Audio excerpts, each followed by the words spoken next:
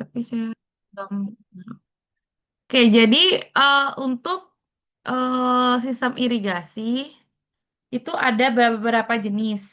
Jadi beberapa jenis itu artinya kita bisa memilih. Mungkin kemarin saya udah pernah liatin yang pakai sistem pancaran gitu ya, yang disiram kayak di bukit tuh. Ada juga yang tetes-tetes gitu ya. Jadi pada dasarnya sistem irigasi itu ada tiga, yaitu adalah sistem gravitasi. Jadi gravitasi itu diusahakan agar sumbernya itu lokasinya lebih tinggi dibandingkan dari petak-petak sawahnya. Jadi makanya nanti kalau yang sistem gravitasi itu kita melakukan pembendungan. Jadi ada bendungnya sehingga elevasi muka airnya di hulu itu bisa lebih tinggi daripada di hilirnya. Sawah paling jauh di hilirnya. Nah, itu kita menggunakan sistem gravitasi, artinya kita tidak perlu menggunakan eh, bantuan apapun dari alat untuk menyalurkan air. Nah, kalau yang kedua ada sistem pompa, itu kita perlu bantuan dari pompa. Jadi pompa tuh kayak ada mesinnya ya, kayak kalau misalnya kalian di rumah ada pompa air gitu ya. Jadi pompa itu dia memerlukan listrik atau bahan bakar lah gitu. Jadi cenderung dia lebih mahal. Namun biasanya sistem pompa ini dilakukan untuk daerah-daerah yang memang tidak bisa atau tidak mampu menggunakan sistem gravitasi. Terus ada sistem pasang surut. Nah ini kalau misalnya di Jawa gitu ya, jadi kalau di Bali mungkin nggak ada, tapi kalau yang tinggal di Jawa, di Jogja gitu ya, ada itu sistem irigasi eh, rawa gitu ya. Jadi rawa itu digunakan di dekat-dekat muara sungai gitu, biasanya ada rawa. Nah rawanya itu bisa eh, apa namanya dari rawa itu bisa ada irigasi. Nah, jadi konsepnya digunakan pasang surut. Kalau pasang masuk airnya ke jaringan irigasi, pas surut dia keluar seperti itu. Nah, ini ya sistem irigasi ya biasanya di eh, apa namanya dibuat itu salurannya itu ada kemiringan. Di mana kemiringan ini membuat nantinya air itu bisa mengalir dari tinggi ke rendah. Nah, ini ya, kalau ini yang mungkin yang udah kalian kemarin sempat lihat rata-rata dia pengalirannya secara gravitasi. Jadi dia apa namanya membuat elevasi muka air di hulu itu lebih tinggi. Nah, ini kalau pompa ya. Ini kelihatan nggak kursor saya? Kelihatan ya, Terlihat, Bu. terlihat, Bu. Oke. Nah, ini ya. Jadi kalau pompa tuh kayak gini. Jadi kita beli dulu pompanya. Misalnya eh, ada air di bawah tanah yang mampu untuk mengairi sawah. Namun apa namanya? Kita dari segi air permukaan kayak dari sungai, dari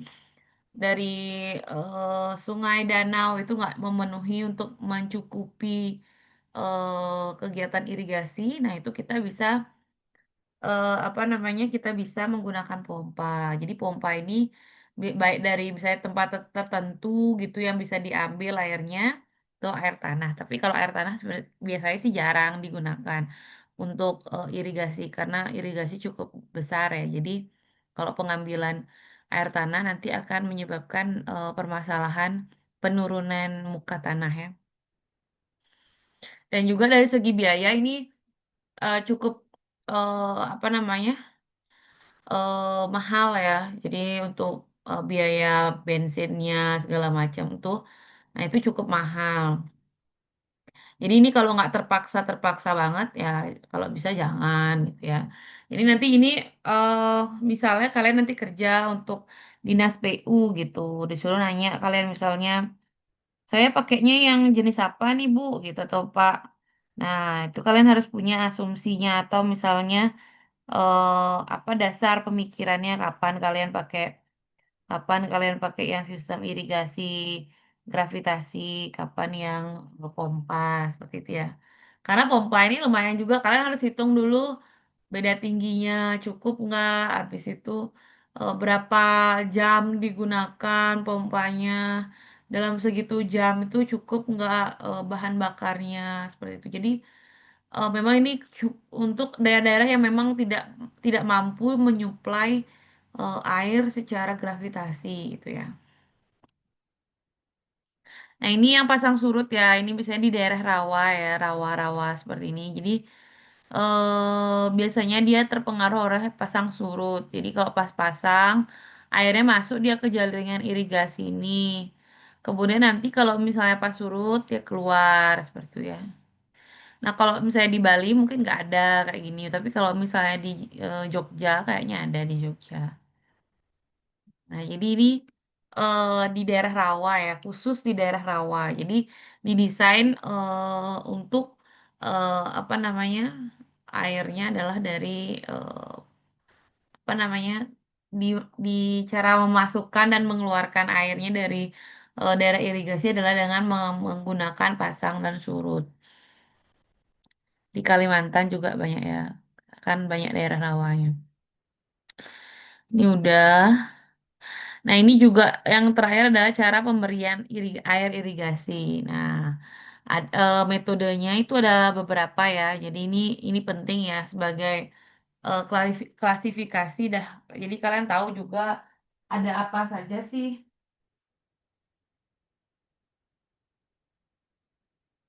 ada apa saja sih metode pemberian air dalam irigasi. Itu jadi ada beberapa ya. Jadi ada dari air permukaan, kemudian air bawah tanah atau bawah permukaan, kemudian curah dan tetes ya. Nah, kalau irigasi permukaan tuh artinya sistem irigasi itu menggunakan gini ya, apa namanya? Saluran air seperti ini ya untuk mengalirkan airnya atau memberikan airnya. Nah, ini kalau permukaan itu ini bisa ada banyak contohnya ya. Jadi apa namanya? Ada yang dibuka seperti ini kayak kemarin ya mungkin kalau kalian lihat ada yang ditutup batu gitu ya, subaknya ada yang ditutup batu. Nah, itu ada border namanya gitu ya. Terus kalau yang dibikinin alur, ini ada juga.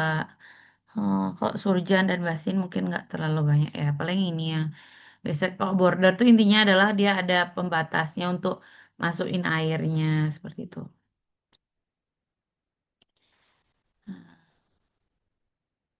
Ini paling cuman kalau basin itu tak padi. Jadi emang dia itu melalui saluran sipon gitu ya. Sipon itu adalah apa namanya itu kayak pipa gitu ya. Kalian kan udah belajar kemarin di eh kemarin saya kasih tahu sipon ya, sipon talang gitu ya. Jadi sipon itu adalah gorong-gorong yang pakai pipa gitu ya. Nah, itu. Nah, habis itu ini kalau yang alur ya, jadi dibuatkan alur gini. Jadi air ini untuk mengaliri di sini gitu ya. Jadi dibuatkan alurnya. Nah, kalau surjan itu dia biasanya apa namanya beda gitu ya. Jadi ada yang apa namanya ada yang eh apa namanya itu satunya ditinggiin gitu ya, satunya tinggi, satunya di diturunin. Jadi ini ada beda elevasi gitu antar di elevasi sini sama elevasi sini itu ada beda kayak gitu ya. Biasanya ini untuk daerah rawan banjir. Jadi pada saat banjir dia nggak semua tergenang gitu. Tapi jarang-jarang sih Surjani. Terus habis itu tadi apa lagi ada ya? Hmm. Kalau bawah permukaan itu tadi kayak tadi ya, jadi airnya dari air tanah. Kalau curah tuh yang kemarin yang gini ya, curah nih yang seperti ini ya. Jadi ada pancaran, jadi diberikan pada saat diperlukan saja. Jadi kalau yang pancaran itu adalah ketika daerahnya itu tidak mampu untuk menyuplai terus-menerus. Jadi misalnya daerah yang kekeringan atau misalnya tidak ada fasilitas yang cukup untuk jaringan irigasinya. Nah, itu cara pancaran atau curah itu bisa digunakan. Jadi bisa dia berupa kayak kayak gini ya, yang kayak di bukit ya. Di bukit kan eh apa namanya?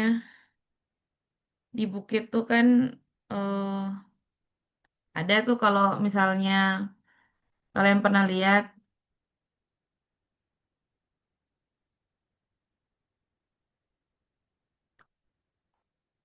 kalian di bukit pernah lihat kalau nyiram tanaman tuh dia pakai pancaran gitu ya. Nah, itu sama sebenarnya. Cuman diletakkan di titik-titik yang dianggap cukup untuk memenuhi ini ya. Nah, kemudian tetes yang kayak kemarin yang ada pipanya kemudian dikeluarkan secara sedikit demi sedikit. Nah, itu untuk klasifikasi ya, klasifikasi bagaimana metode pemberian air irigasi, kemudian jenis-jenis irigasi gitu ya. Karena itu yang digunakan untuk nantinya kita menentukan sistem irigasi apa yang kita gunakan, seperti itu. Nah, sampai di sini kira-kira ada pertanyaan? Oke, belum ada ya. Kita lanjut ya. Terus ya.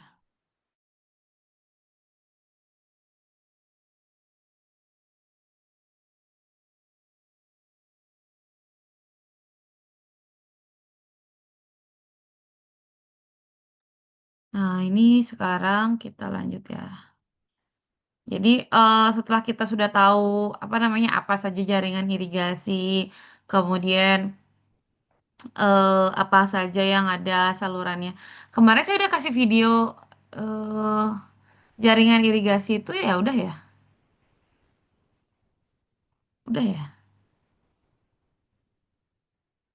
yang namanya pintu air itu udah ya, udah apa belum? Udah ya.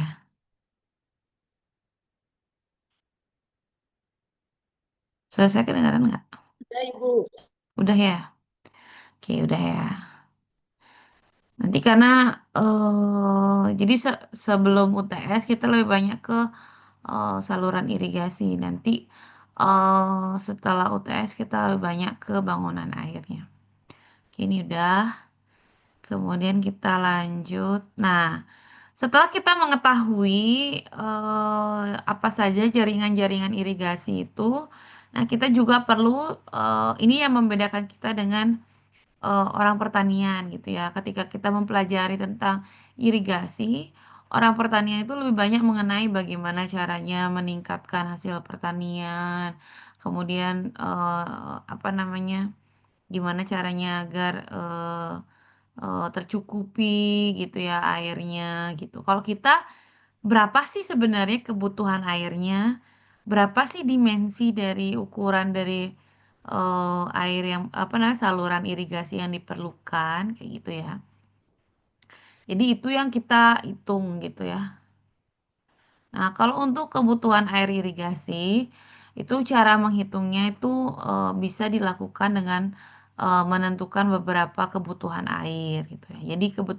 Jadi intinya gini ya. Irigasi ini sebenarnya apa namanya sawah-sawah nih ya. Itu kalau pada saat hujan itu dia akan cukup dia apa namanya kelembaban tanahnya itu kan akan cukup. Jadi dia sebenarnya tidak perlu lagi supply dari saluran irigasi. Namun biasanya kalau misalnya lagi musim hujan atau eh musim kemarau gitu ya yang sedikit airnya. Nah, itu dia sangat perlu sekali supply dari saluran irigasi. Nah, untuk menghitungnya, itu kita eh ini udah keganti ya slide-nya ya? Udah, Bu. Udah, oke. Nah, untuk menghitung kebutuhan air irigasi itu ada beberapa kebutuhan air yang diperlukan. Yang pertama itu adalah penyiapan lahan. Ini ada nggak ininya? Jelasannya di mana?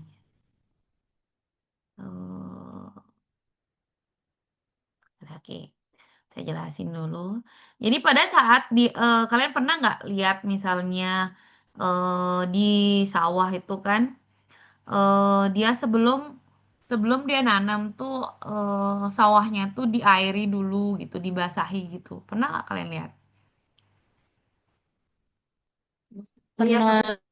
Oke, itu ya. Itu dia jadi penyiapan lahan. Jadi sebelum ditanam apa eh, apa namanya tuh tanamannya itu dihitung dulu berapa air yang digunakan sebagai untuk penyiapan lahan. Kemudian yang kedua adalah penggunaan konsumtif. Penggunaan konsumtif ini adalah khusus untuk keperluan dari tanamannya itu sendiri. Misalnya padi berapa. Kalau misalnya, kalian tahu nggak kalau misalnya di irigasi itu nggak cuman padi, tapi ada namanya palawija ya.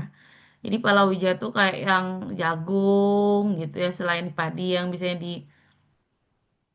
ditanam kan kadang padi, kadang jagung. Nah, jagung atau tanaman-tanaman lain yang selain padi yang ditanam di sawah itu disebut dengan palawija.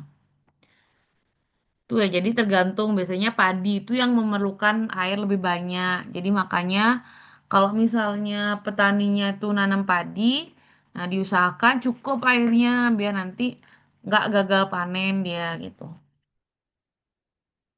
Kemudian perkolasi dan rembesan. Jadi perkolasi itu artinya airnya masuk ya, yang diserap oleh tanah. Dan rembesan tuh yang apa namanya? Kalau misalnya ini ya, misalnya ini kan belum pakai beton, masih pakai misalnya tanah gitu ya. Maka akan ada yang namanya rembesan. Jadi airnya masuk-masuk ke jaringan tanahnya sehingga hilang gitu ya. Jadi kita harus perhitungkan. Jadi air yang hilang itu kita harus perhitungkan. Kemudian yang terakhir adalah ini pergantian lapis air. Ini kalau digunakan untuk pada saat pergantian lapisan ya, misalnya eh pada saat dia sudah ditanam gitu ya, kemudian perlu pergantian lapisan air. Nah ini ya, itu diperlukan air. Dan terakhir adalah curah hujan efektif. Jadi artinya curah hujan efektif tuh kira-kira curah hujan yang jatuh di situ berapa gitu. Jadi kurangnya nanti kita biar bisa tahu gitu. Nah, untuk perhitungan ini itu juga ada beberapa faktor-faktor yang mempengaruhi seperti topografi. Nah, coba saya tanya, apa itu topografi? Coba Agus Pratnya. Apa Ya Bu, itu topografi? topografi itu denah yang menunjukkan elevasi di suatu daerah, Bu. Kayak Oke. kontur tanah itu dia. Oh ya, kontur ya atau beda elevasi ya.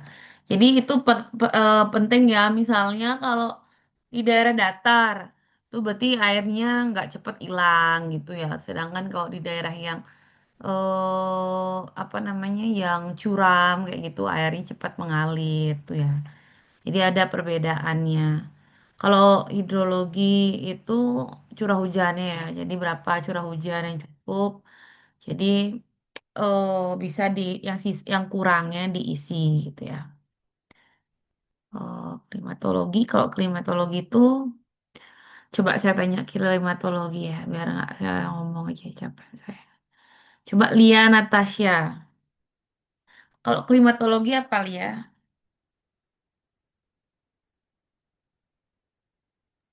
Iklim, Bu. Kayak apa itu? Iklim itu termasuk apa aja?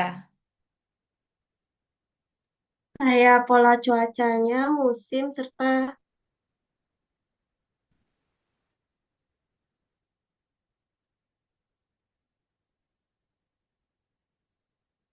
Oke. Jadi klimatologi itu lebih banyak kalau di irigasi itu adalah apa namanya? Suhu. Jadi suhu semakin, coba saya tanya, Mikael Felix.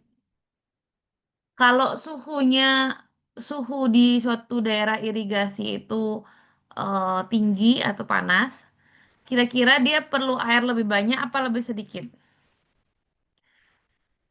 Izin Bu, air lebih banyak Bu. Kenapa gitu?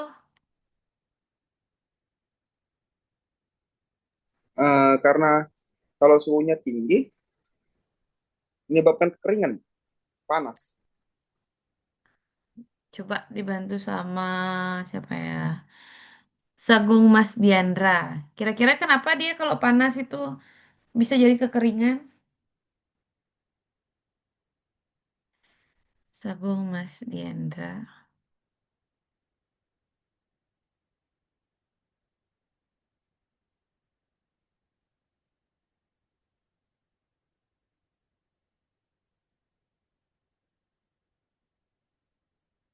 Pak, kedengaran suaranya. Izin Bu, bantu menjawab mungkin Bu. Boleh izin bantu, Bu? Ya, gimana? Boleh? Siapa, Gung? Dari Farel aja. Oh, ya. Izin menjawab, Bu. Ya. Mungkin karena tumbuhan itu kan memerlukan air juga untuk proses fotosintesis, Bu ya. Kalau Mm-mm. misalnya dia terlalu panas, air yang menguap juga terlalu banyak, nanti yang akhirnya terjadi fotosintesis itu bakal terhambat, Bu. Air, Sehingga perkembangbiakan tumbuhan itu juga jadi terhambat. Makanya dia butuh perlu banyak air daripada eh, tumbuhan yang tumbuh di lokasi yang lebih dingin. Ada lagi mau ditambahin? Ada temennya tadi? Izin Bu, mungkin kalau dari Ya. saya mungkin kayak karena ada yang namanya faktor lengas tanah itu ya Bu yang kayak dijelaskan kayak pertemuan satu kemarin kalau tidak salah itu yang air itu ngisi pori-pori tanah itu. Kalau misalnya dia terlalu sedikit mungkin dari pori-pori tanah itu akan kering dan menyebabkan tanah tersebut tandus Bu. Mungkin dari saya seperti itu. Oke, jadi kalau kita sebagai orang teknis lebih kita apa namanya bahas itu adalah penguapan ya. Jadi pada saat eh,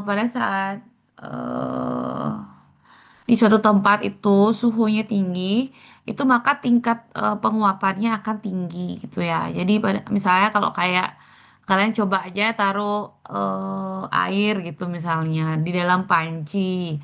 Terus kalian taruh di tempat yang kena matahari. Pasti lama-kelamaan air itu akan berkurang seperti itu karena terjadi penguapan atau perubahan dari air menjadi uap. Nah, itu jadi nanti yang kita hitung itu adalah berapa jumlah evaporasi yang terjadi, evapotranspirasi yang terjadi. Nah, itu agar kita tahu, oh berapa sih air yang hilang, seperti itu ya. Terus juga kecepatan angin dan eh kelembaban relatif. Nanti akan kita pelajari selanjutnya. Kemudian yang terakhir adalah tekstur tanah ya. Tekstur tanah ini artinya jenis tanahnya, apakah dia lempung, apakah dia perpasir gitu. Jadi setiap jenis tanah itu memiliki kebutuhan air yang berbeda-beda. Nah, coba saya tanya, kira-kira eh, kalau ada apa ya yang kayak gini ya, kita contohnya gambaran dulu ya. Tanah, lempung, dan pasir.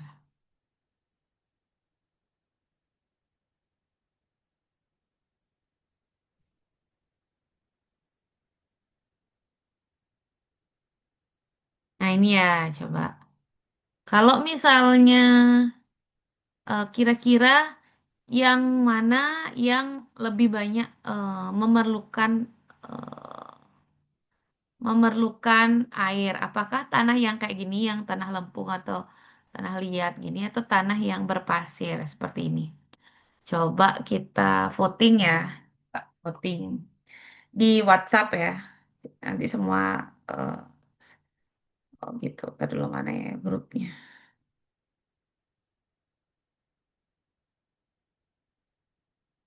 Plus tiga ya. Kita coba voting.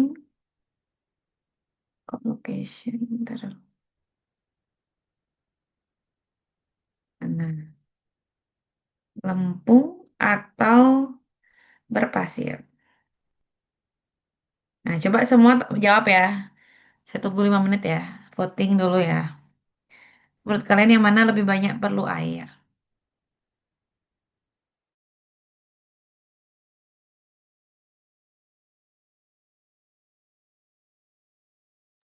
Oke, nggak ada yang golput ya. Jadi ini ada 37 ya. Saya tunggu sampai 37 ya.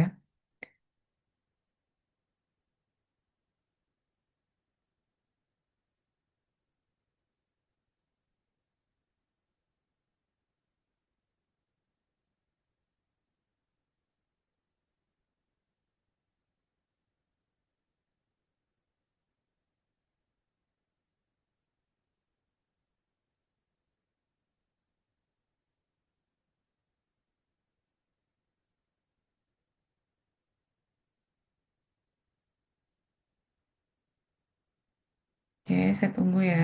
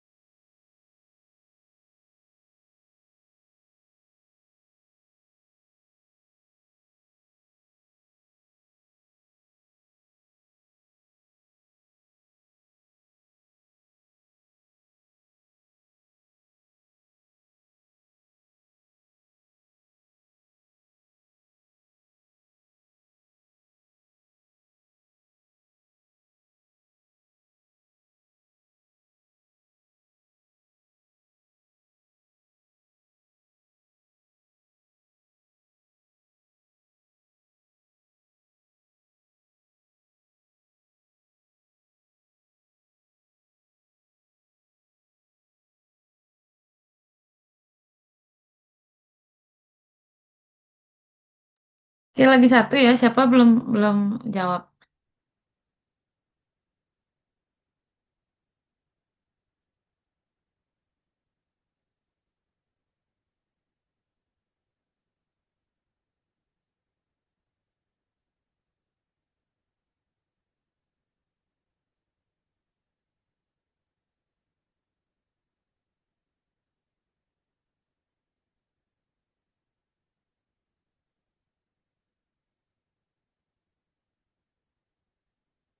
Ya udah ya kayaknya.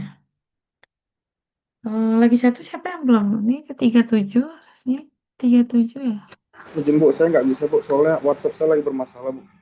Oke deh, kalau gitu. Sekarang saya tanya coba yang jawab. Kok semua coba Yesi.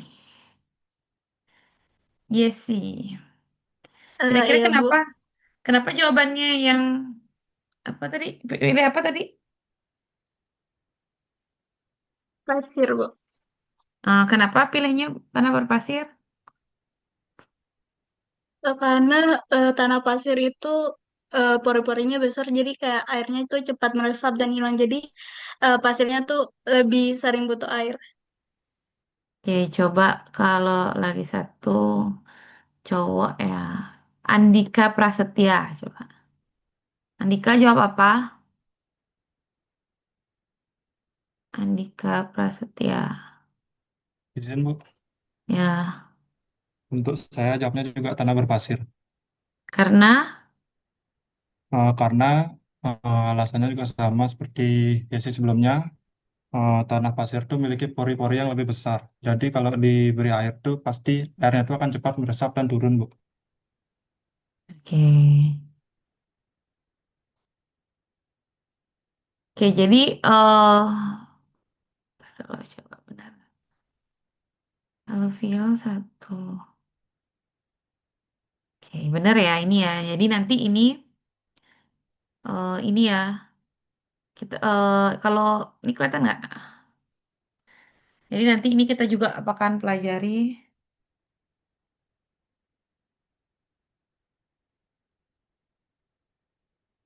Tunggu dulu ya, sebentar aja.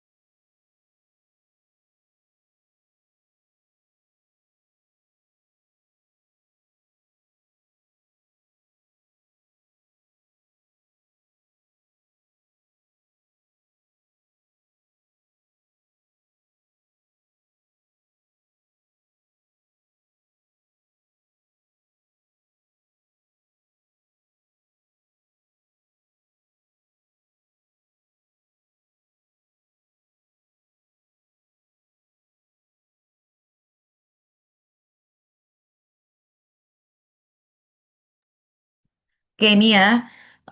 Jadi nanti ini ada namanya tingkat perkolasi. Jadi kalau semakin banyak dia masuk airnya, jadi kebutuhan air yang diperlukan lebih banyak.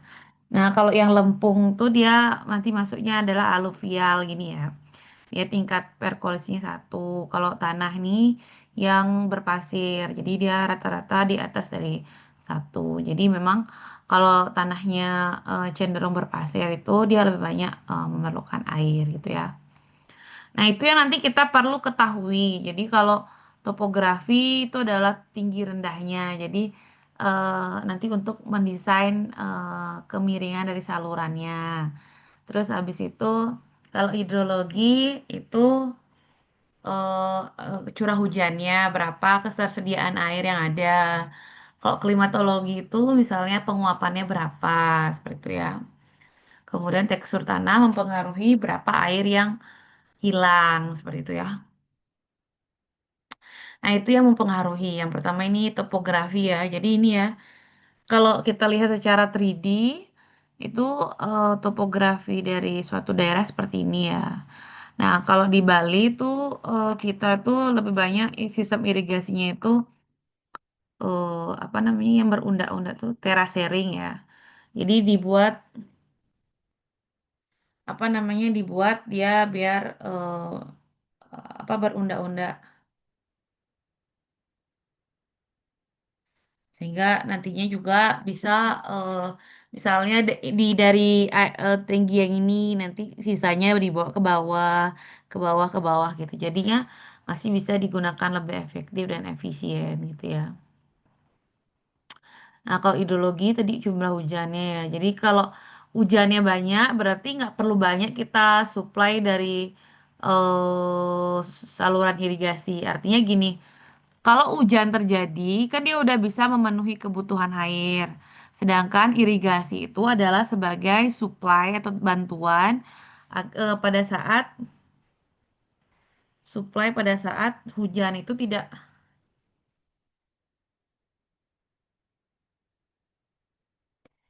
hujan itu tidak bisa apa namanya tidak mencukupi dari kebutuhan airnya. Jadi jadinya tuh apa namanya? Kita perlu tahu berapa sih curah hujan yang pasti akan datang gitu ya. Kayak misalnya kayak sekarang yang sedang apa namanya? Kayak banjir di Bali itu ya. Mungkin itu terjadi bukan karena curah hujan yang efektif. Artinya itu adalah hujan ekstrim. Kita tidak memperhitungkan hujan yang ekstrim. Sedangkan untuk irigasi itu karena keberlanjutan kita gunakan data hujan yang pasti. Sepertinya nilainya itu adalah pasti di sekitar segitu atau lebih. Nggak mungkin kurang dari segitu gitu. Nanti kita akan belajar ya. Dan ini ada tugas ya nanti kita tugas berkelompok aja. Kemudian ada klimatologi. Nah, tadi ini seperti tadi ya ada suhu, kemudian lamanya penyinaran. Jadi kalau misalnya lamanya penyinaran itu seperti misalnya dalam satu hari gitu ya. Dalam satu hari itu berapa lama dia ada matahari. Misalnya pagi kan biasanya jam 7 gitu ya. Jam berapa kalau di Bali ya? Jam 7 ya? 7 jam 6 itu udah muncul matahari. Misalnya sampai tenggelam jam berapa di situ masih sore? Jam 6 ya? Masih jam 6 masih sore apa udah gelap?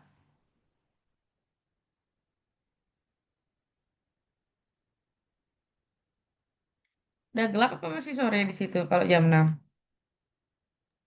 Sore, Bu. Masih sore ya, berarti mungkin 18 jam kayak gitu lamanya penyinaran matahari. Nah, pada saat musim hujan itu biasanya bisa lamanya penyinaran matahari itu berbeda. Misalnya dia baru terbit matahari jam 8-an, terus udah jam 4 itu udah mulai hilang mataharinya. Jadi lebih singkat gitu. Jadi itu yang kita harus perlukan datanya. Kemudian ini tekstur tanah tadi ya. Nah, di dalam sistem irigasi yang paling penting kita bisa lakukan atau kita hitung itu adalah namanya pola tata tanam atau PTT gitu ya. Jadi ini yang nantinya banyak kalau untuk tugas akhir di irigasi ya. Nah, ini yang perlu banyak kita ketahui atau kita analisis ya. Karena perbedaan pola tata tanam itu bisa menyebabkan misalnya sebenarnya di daerah A gitu misalnya. Itu dia sebenarnya bisa cukup airnya. Tapi karena kesalahan pola tata tanamnya, nah dia bisa kekurangan air gitu. Jadi nanti kita bisa menentukan pola tata tanam yang efektif gitu biasanya yang di untuk tugas akhir ya. Mungkin kalau kalian punya daerah irigasi gitu misalnya atau di ada berita gitu daerah irigasi kalian tuh apa namanya? eh daerah irigasi kalian tuh misalnya kekeringan gitu, padahal airnya ada gitu. Nah, itu kemungkinan salah pola tata tanam. Nah, pola tata tanam itu bisa dibagi menjadi tiga, di mana ini tuh disesuaikan dengan jenisnya ya. Nah, jadi pola tata tanam itu contoh datanya kayak begini ya. Coba saya stop share dulu ya. Siapa tahu kalian tertarik. Oh, oh, dokum.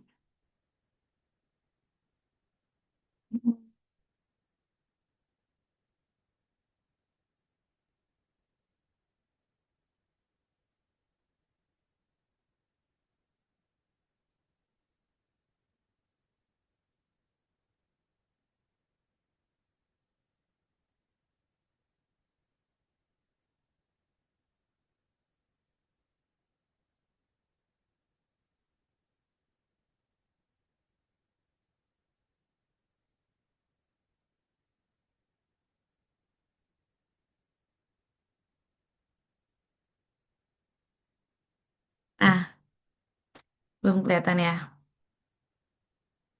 Kayak ini ya. Jadi nanti kalau misalnya untuk tugas akhir apa namanya? Subak gitu atau daerah irigasi ya. Nah, ini yang kita perlu tahu pertama. Yang pertama kita tahu bagaimanakah pola tata tanamnya dia. Apa kalau ini di mana ya saya punya contohnya nih. Ini misalnya ini di Tukat Unda ya. Jadi daerah aliran sungai Tukat Unda itu dia punya daerah irigasi Unda ya.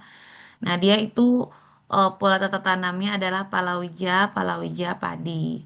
Nah, ini juga ini ya bisa kita ganti ya. Misalnya ini Januari, Februari.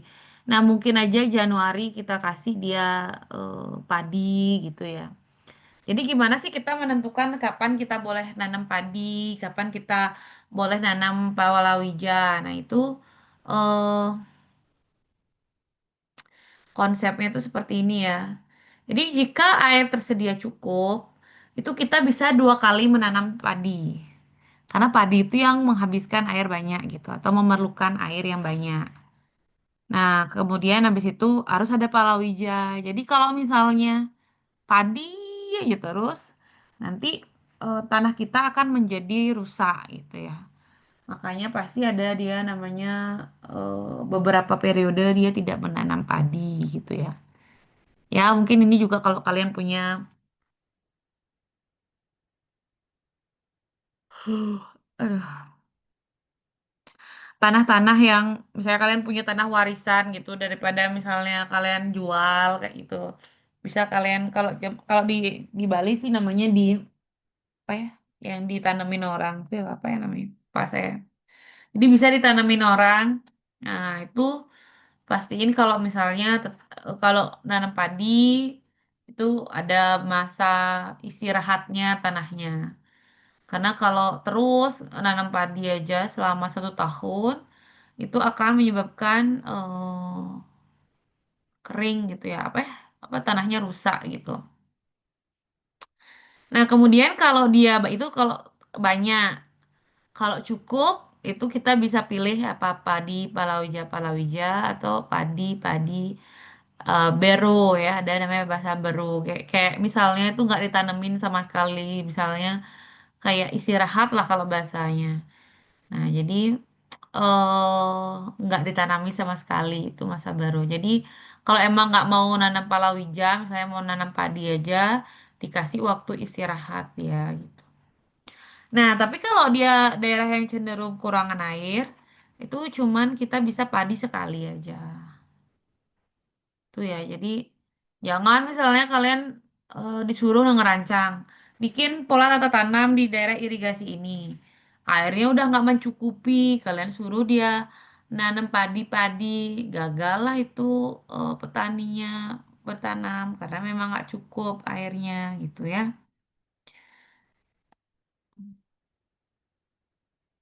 Oke, sampai sini kira-kira ada pertanyaan nggak? Ya, udah mulai capek ngomong. Oke, saya yang tanya ya. Putri Yohana. Iya, Ibu. Apa aja tadi saya bilang faktor-faktor yang mempengaruhi kebutuhan air di irigasi?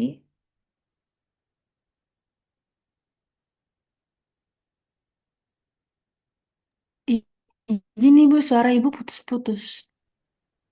Yang lain juga, suara saya dari tadi putus-putus ya? Ya, coba siapa ya? Minta ulang pertanyaan Ibu. Oh, pertanyaannya. Tadi faktor-faktor apa saja yang mempengaruhi kebutuhan air?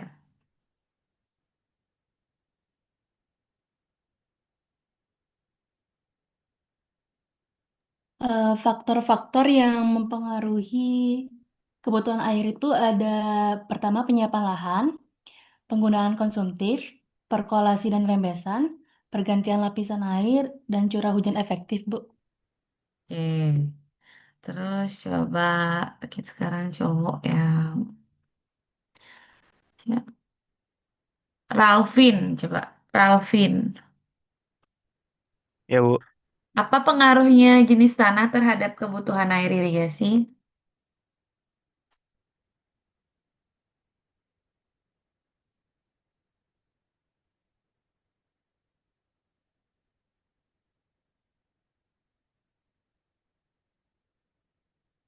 Kedengeran nggak suara saya Pak? Putus-putus juga. Terdengar kok, Bu. Oh ya.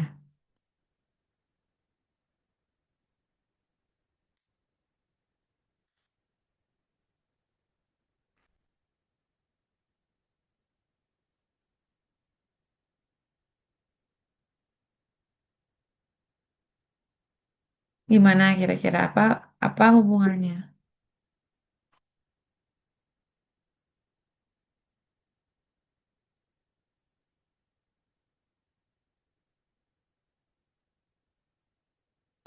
Untuk pengaruh utamanya itu ada terdapat di tekstur tanah, lalu kapasitas menahan air dan juga permeabilitasnya, Bu.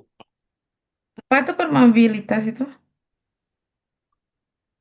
Permeabilitas itu adalah kecepatan air masuk ke dalam tanah dan juga laju aliran air di dalam tanah. Oke, coba sekarang siapa lagi ada nih?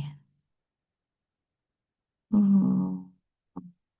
Coba Kesya Fani Cahya Laksmi, coba.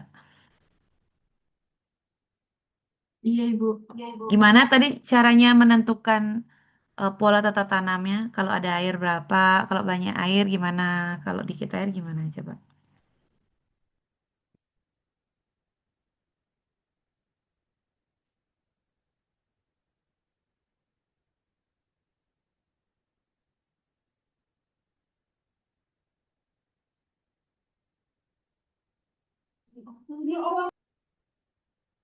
Eh, izin menjawab, Bu. Kalau airnya cukup banyak itu ditanamnya padi-padi palawija. Kalau air yang tersedia dalam jumlah cukup itu padi-padi berak, padi palawija palawija. Kalau daerah yang cenderung kekurangan air itu padi palawija berak palawija padi bara. Merah ya, bukan bara ya. Oke ya, udah kalau gitu ya. Kita lagi dikit aja nih biar minggu depan kita belajar ngitungnya ya. Nah, coba terus. Oh ya, nanti kalian eh download ya, download aplikasi ini ya. Ini kelihatan nggak crop what? Nggak, saya tulis aja ya. Minggu depan ya kalian. Ini kan gitu. Apa crop what? Cari aja di Google ya. Ini ya. Kalau nggak sekalian deh saya cariin. Nah, minggu depan kalian install dulu ya crop what. Ini untuk ngitung kebutuhan air dari pola tata tanam. Ini ya download ini ya. Nih, jadi kalian tinggal download.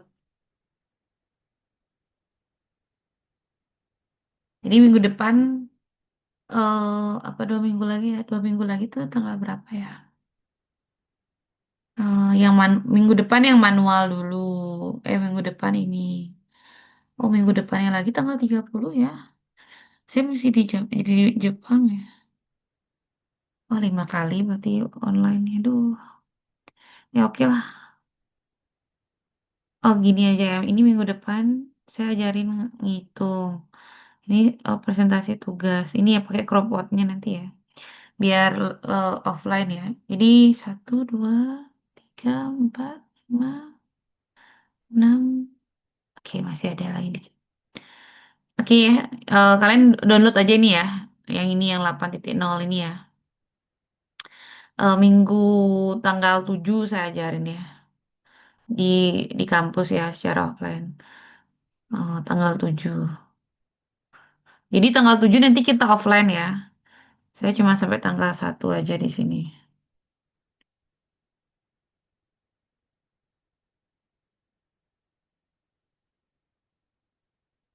Oke ya, tuh ya. Jadi kalian download ya. Oke, dah. Kita lanjut dulu. Hmm, ini ya tadi yang penting diingat ini ya, ketersediaan air nih. Kalau misalnya cukup, cukup banyak apa? Kalau misalnya cukup aja gimana? Kalau misalnya kurang gimana gitu ya? Eh, nah, ada juga misalnya kalau daerahnya itu mm, kurang gitu ya, tapi dia pengen nanam padi-padi itu.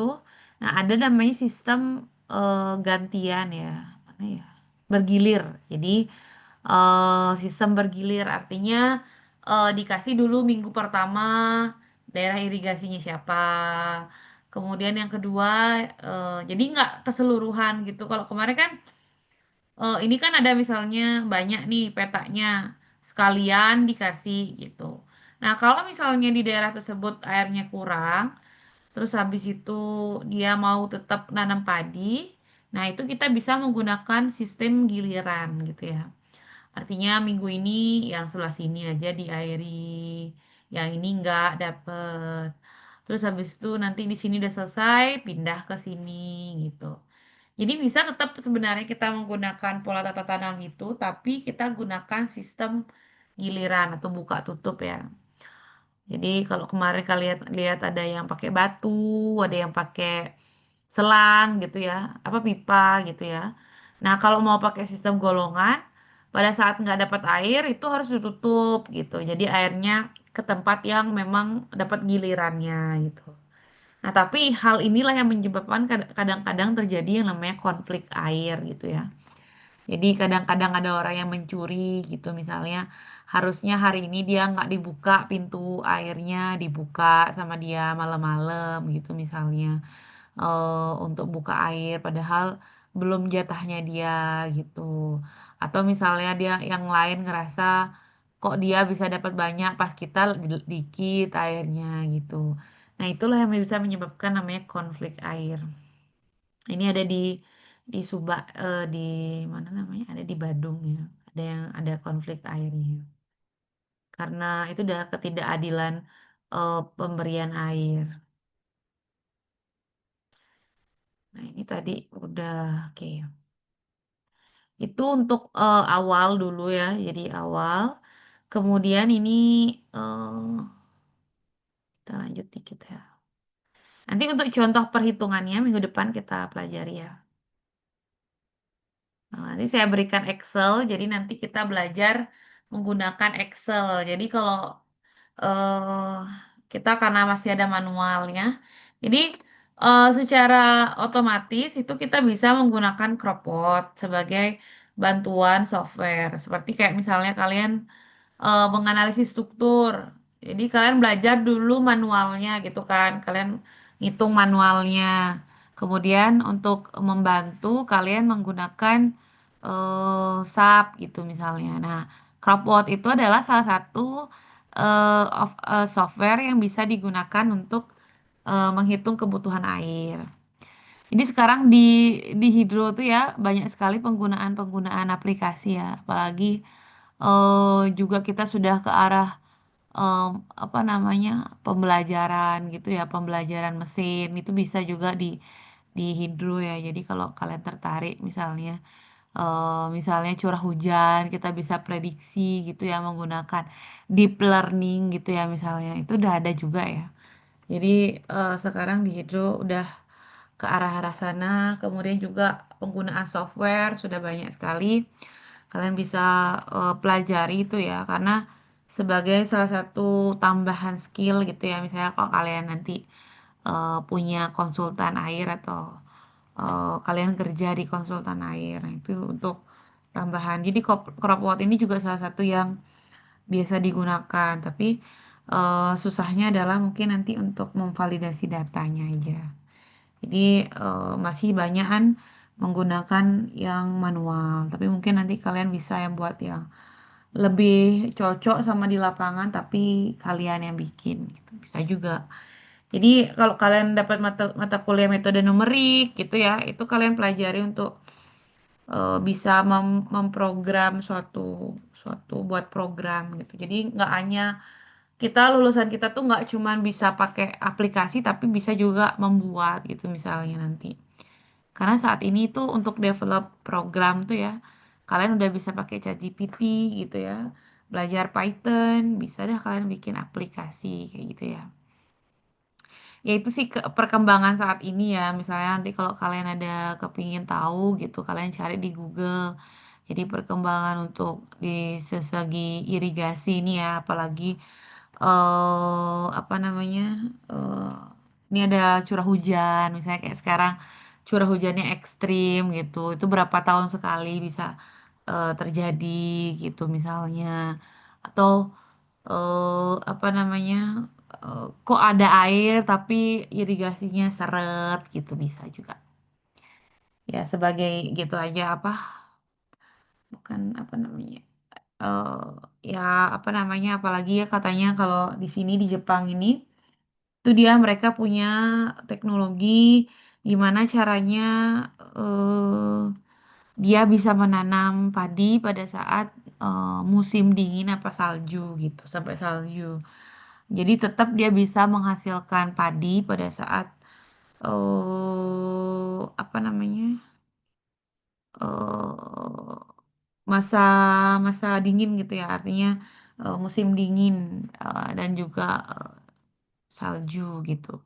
Nah, jadi mungkin kalian juga perlu ya kalau misalnya nanti untuk mata kuliah ini mungkin kalau ada yang kurang-kurang gitu atau kalian pengen tahu misalnya di luar negeri tuh gimana sih orang tuh biar cukup air irigasinya atau misalnya gimana sih perencanaan saluran irigasi di luar negeri. Nah, itu kalian bisa lihat di YouTube ya. Karena kalian kalau sekarang cuman berpikirnya sempit, nah itu kita nanti akan ditinggal ya, karena sekarang itu perkembangannya sangat cepat ya. Oke, itu mungkin nanti untuk apa namanya sedikit membuka wawasan ya, karena saya juga di sini tuh ternyata banyak sekali kita kayak udah pinter di Bali, ternyata di sini orangnya lebih wah-wah gitu ya.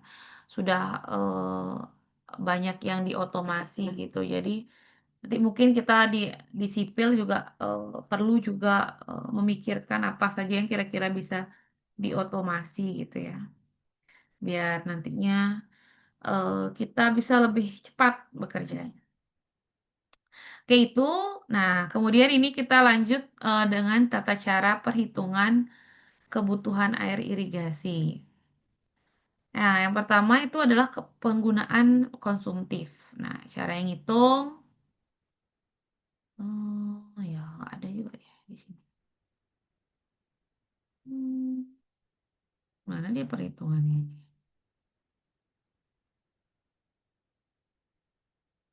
Nah, ini ya penggunaan konsumtif. Jadi penggunaan konsumtif itu apa namanya? Caranya mencari adalah kita menentukan. Ini kelihatan nggak ya warnanya hitam ini? Kelihatan ya? Nama tanamannya kelihatan nggak? Lihat. Kelihatan, Bu. Kelihatan ya. Jadi kita itu perlu mengetahui jenis tanaman yang mau kita tanam. Misalnya padi. Padi itu dia padi apa gitu misalnya. Ini kayaknya kalau nggak salah tuh penyediaannya dia padi jenis apa gitu ya. Nah, umurnya berapa itu biasanya kita harus tahu gitu ya. Terus habis itu ini kebutuhan airnya. Jadi ini kebutuhan air eh, konsumtif ya. Jadi eh, pada minggu-minggu keberapa gitu ya. Jadi ini sudah di apa namanya? Jadi 90 hari. Jadi biasanya kalau di Bali itu ya itu dibagi menjadi eh, 15 harian gitu ya.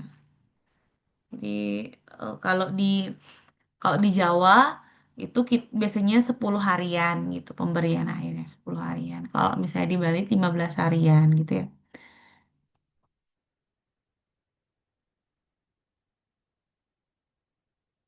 Nah, ini kita untuk mengetahui berapa penggunaan konsumtif, kita tentukan dulu jenis tanamannya.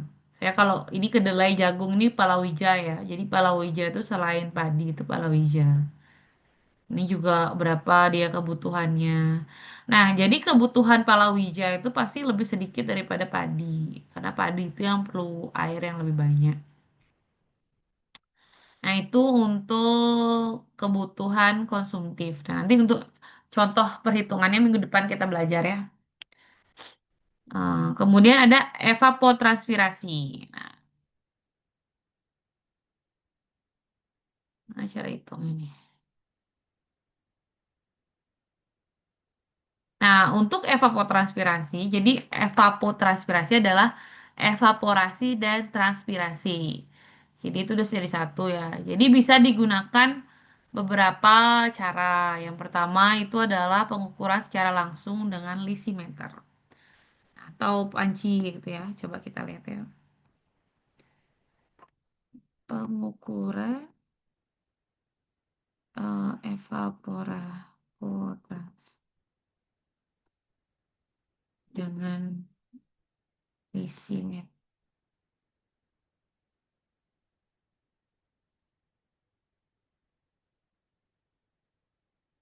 Ini ya, video. Nah, ini namanya lisimeter ya, biar kalian tahu aja. Keputar nggak suaranya?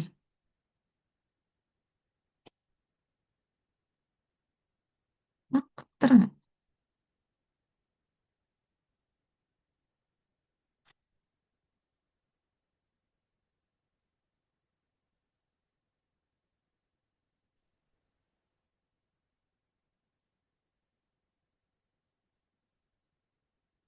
Nah, ini namanya lisimeter ya.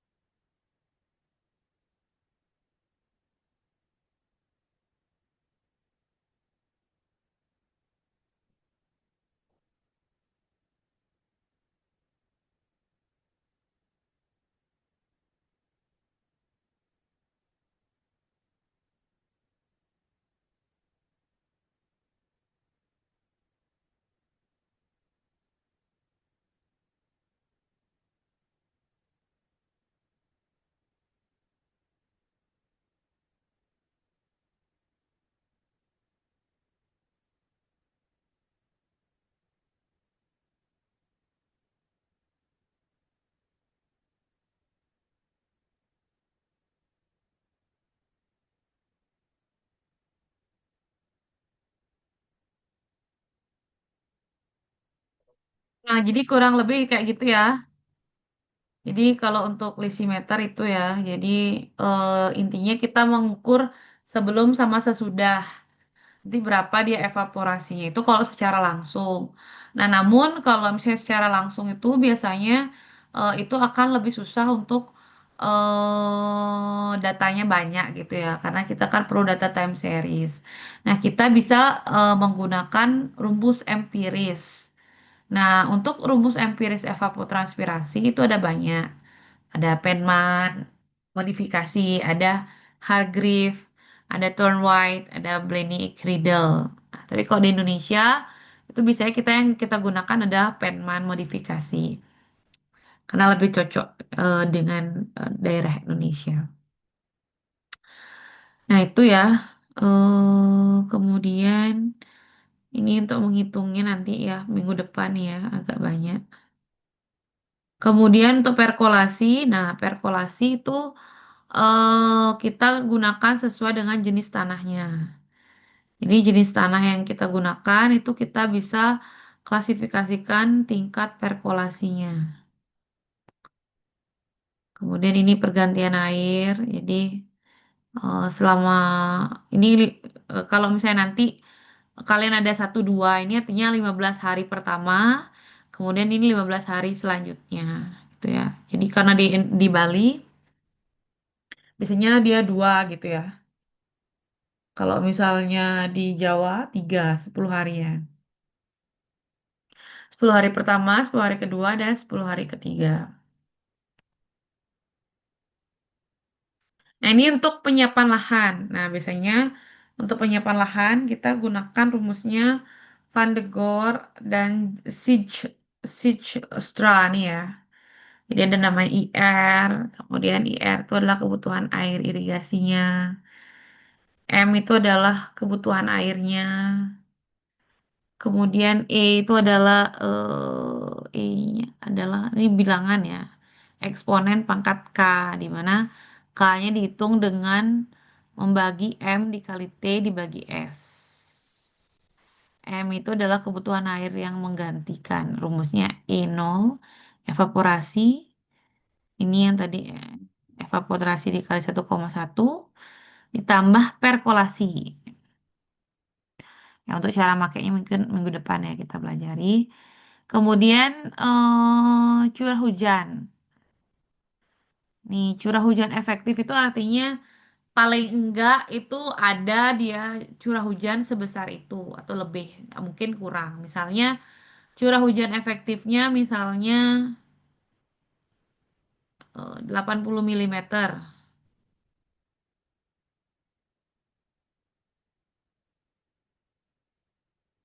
Jadi selama satu tahun itu paling enggak tuh ada air 50 milimeter atau hujan sebanyak 50 milimeter. Nggak mungkin kurang dari segitu gitu. Jadi itu curah hujan efektif artinya. Jadi untuk padi dan palawija itu beda. Kalau padi itu dia lebih Gimana dia? Kalau nggak salah itu padi itu adalah 50 ya, Erlang. Nah, ini belum lengkap ya. Ada satunya 50, satunya 80. Intinya curah hujan efektif untuk padi itu akan lebih kecil daripada untuk palawija karena untuk mengantisipasi kalau misalnya kita bilang ada air 80 gitu ternyata kurang daripada itu. Jadi kan kekurangan air dia. Tapi kalau misalnya kita pakai 80 ternyata ketersediaan airnya 100 kan tetap cukup dia gitu. Makanya kita turunkan dia nilainya. Nah, nanti akhirnya adalah hmm, itu aja sih paling yang kita gunakan untuk ini. Yang terakhir adalah kebutuhan air bersih. ETC ini adalah penggunaan konsumtif tadi sesuai dengan jenis jenis padinya. P itu adalah perkolasi, RE itu adalah curah hujan efektif tadi yang eh, apa namanya 80% ditambah penggantian lapis air. Nah, kemudian di sini juga akan ada yang namanya efisiensi. Nah, mungkin minggu depan aja kita lanjutkan ya. Kira-kira sampai di sini ada pertanyaan nggak? Ada pertanyaan nggak? Hari ini kita tugasnya apa ya? Kalian jangan ya dulu ya. Download aja ya. Tugasnya download aja dulu ya. Cropotnya itu ya. Jadi minggu depan mungkin saya singgung sedikit. 2 minggu lagi baru kita belajar ya. 2 minggu lagi ya. Oke. Ya, 2 minggu, 3 minggu lah. Oke, kalau sampai di sini kira-kira ada pertanyaan nggak dulu? Kalau nggak ada, mungkin kita cukupkan dulu ya. Karena di sini udah agak malam.